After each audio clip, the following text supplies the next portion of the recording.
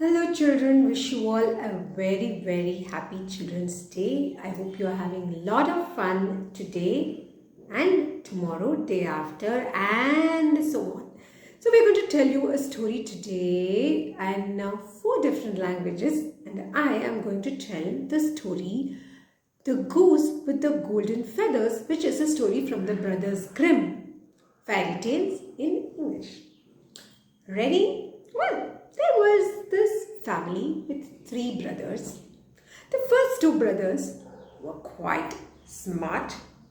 They were quite good looking. They knew how to speak very well. Everyone used to talk to them. They used to play games and pretty much they would do anything. What was their job? Well, their father was a woodcutter and the three boys helped their father. Because in those days, most families, the children used to do the same job that their father did. I told you they had three sons, but I told you the first two sons were very smart, very good looking, could talk very well and could play very well and so on. What about the third one? He was quiet. He hardly talked. He kept to himself. He was clumsy. Whatever he did, he used to break down, tap, down, tap. Something used to break every day, and his mother was fed up with him. They used to call him Dummy. That's sad, right? But yeah, they used to call him Dummy.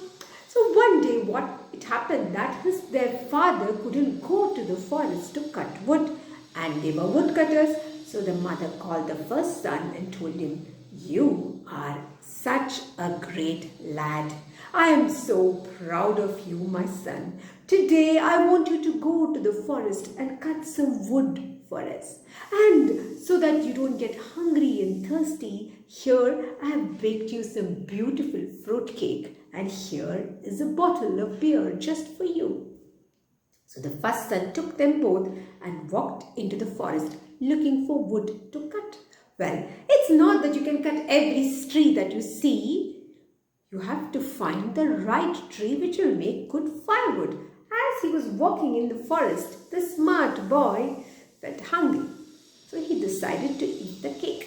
And he opened the packet that his mother had given him and put the cake into his mouth. Yum, yum.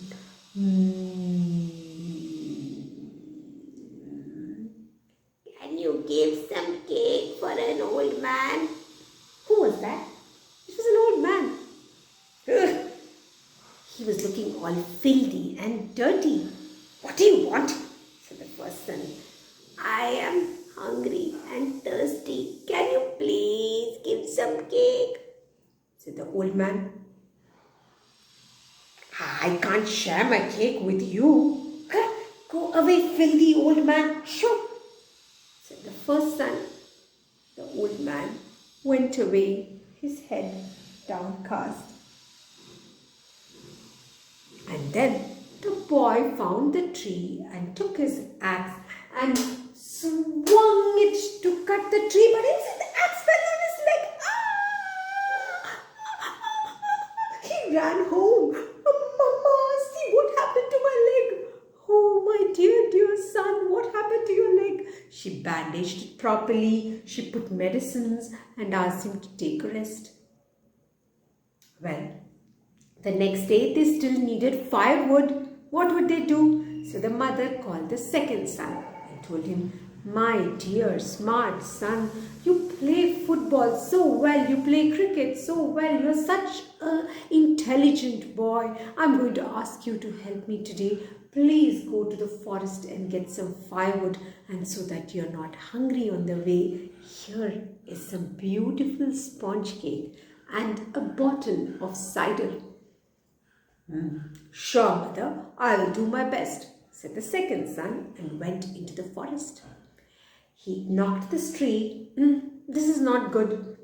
That one, that may be good. But when he went there, this is not suitable either. And so he searched far and wide. And what would happen? Of course, he was hungry. And what did he have with him? Sponge cake. So he took the cake out of the pack and packed the box that his mother had given. picked the cake out. Mmm. This is so good. This is so good. Mmm. And he was full, and there was quite a bit of a cake left, when from the corner of the eye he saw someone looking at him. It was the old man. "Dear son, can you please give me the leftover cake? I am so hungry and thirsty." Give you the leftover cake? Don't come near me. You're so dirty and filthy. Shoo! Go away. Shoo! The old man, "But it is leftover." No, I am still hungry. I want to eat it. You go away. And the old man walked away, his head downcast, his eyes sad. And after his stomach was full, the boy carefully packed the cake back in his bag and went up to the tree. He picked his axe and I'm sorry, Ma. The axe fell on both his legs. He couldn't even hop his way home. He had literally crawl his way home. Mama, what happened? Oh, my dear son, somebody has cast an evil eye on us. She took out the bandage, she took out the medicine, she put it on her son's legs, and he too slept on the bed. Now the next day, someone has to go and get the firewood. Mother looked at Dummy. The first brother cut his one leg.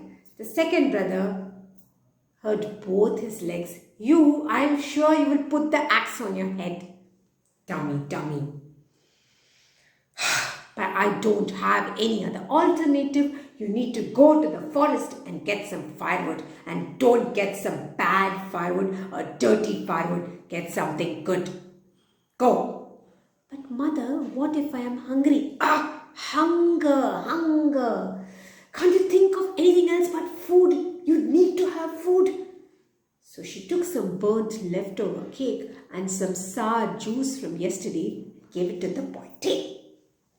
Okay, the boy packed it and went into the forest. Now he didn't know as much as his brothers as what was good wood and bad wood. He tried to find out. He wasn't sure. As he was trying to think, somebody stood next to him. It was the old man. "Oh, it's just you. I thought it was someone else," said Dummy. "My dear son," said the old man, "I'm so hungry and thirsty. Can you give me something to eat?" Said Dummy, "I do have some burnt cake and sour juice, but I don't know if you will like it. If you don't mind, I can give it." "Sure." And so he gave it to him. The old man ate the burnt cake and drank the sour juice fully without leaving anything for the boy. But the boy didn't complain. "I'm happy that you're not hungry anymore," he said. "But can you help me? Tell me which is the tree I should cut. I don't know." The old man said, "That tree." The boy went up to the tree, picked up his axe, really scared that it was going to fall on his head just as his mother had said. And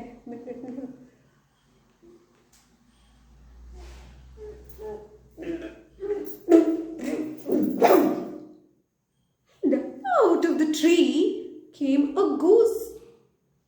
It was not just a goose, it was a goose with golden feathers. He looked shocked. "What is this?" "Take it," said the old man, who now didn't have all that wavering voice. "Take it with you, my son. You have a good heart and good will happen." Okay? Now he picked up the goose and held it in his hands.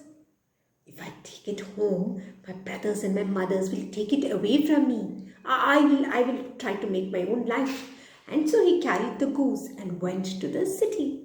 And in the city, he went to an inn, a hotel, to stay for the night because he didn't know what to do. What do you do with the golden goose? Is this something you can do?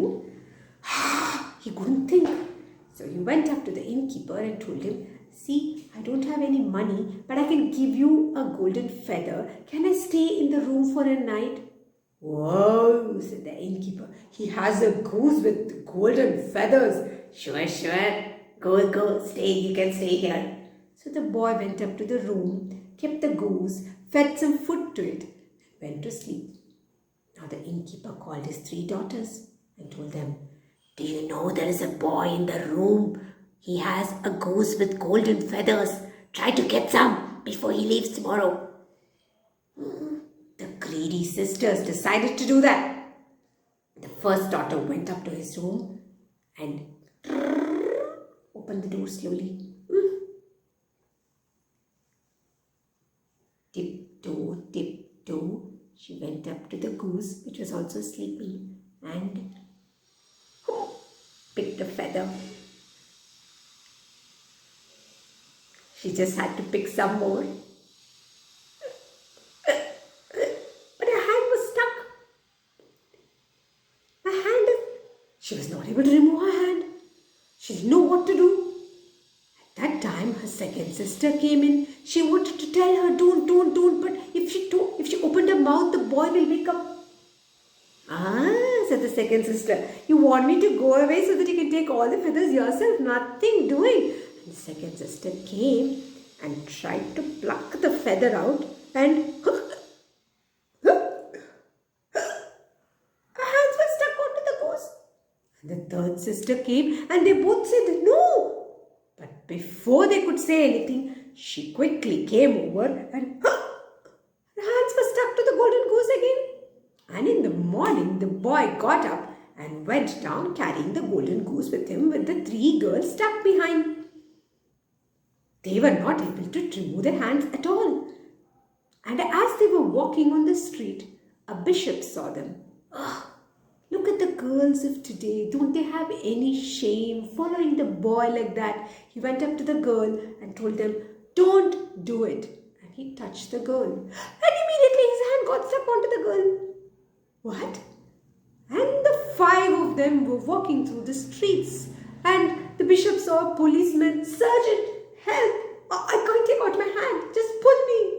So the police sergeant went up and held on to the bishop to pull him. And he was stuck onto the bishop.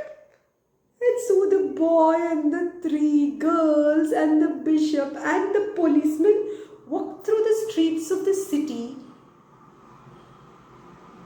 along the main road. The mayor of the city saw them. Bishop, the policeman, what is happening with people today? Don't they have any shame? So he went up to them. I order you to leave it. I can't. What do you mean you can't? And he held the policeman and pulled him. And what do you think happened? They got stuck. And so the boy and the 3 girls and the bishop and the mayor and the policeman walked the streets of the city, and everyone stood by laughing at them. Now in that country there happened to be a king. Of course, everywhere there is a king. And this king happened to have a daughter, and this daughter was a very pretty daughter, but she never smiled. It had been ages since a smile had come on her face even. The king had tried everything in his power. He had called jesters, he had called comedians, he had made people do silly things to make her laugh, but she never smiled. So she sat at the window of her room looking out.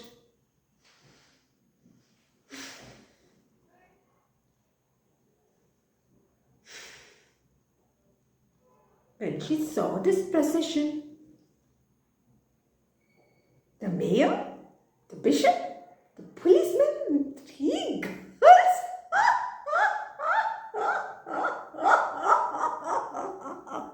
She burst out laughing. She ran to the king and the king looked out to the window and saw. He also burst out laughing. He asked the soldiers to call the boy, and the bishop said, King, please punish him. And the policeman said, please punish him. And The king said, "No, definitely not. In fact, I am going to get him married off to my daughter." And that is what happened. They say the boy married the king's daughter and, of course, lived happily ever after. So you never know. It may not be all that great looks or that great intelligence that will make you go places. Maybe all you need is a kind heart. Thank you. I hope you really enjoyed this story as I enjoyed telling it to you. This is Meera Venkatesan from Katha Crafters.